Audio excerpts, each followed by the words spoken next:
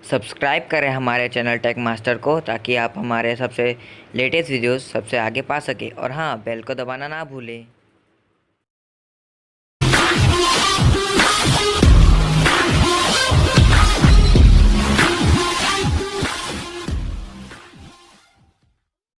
तो गाइस, आज मैं आप लोगों से बात करने जा रहा हूँ कि फिडजेट स्पिनर की यूज़फुलनेस कितनी है।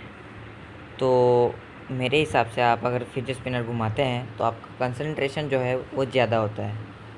अगर आप पढ़ने से पहले अगर वो स्पिनर घुमा के थोड़ा देर घुमा के आप पढ़ाई करने बैठे तो आपका कंसंट्रेशन ज़्यादा होगा।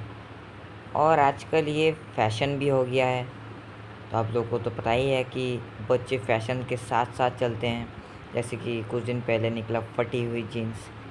तो वैसे मेरे हिसाब से फिडजेट स्पिनर वायरल हो गया है, लेकिन मेरे हिसाब से ये भी है कि फिडजेट स्पिनर में पैसे खर्च करने से फ़ायदा नहीं है।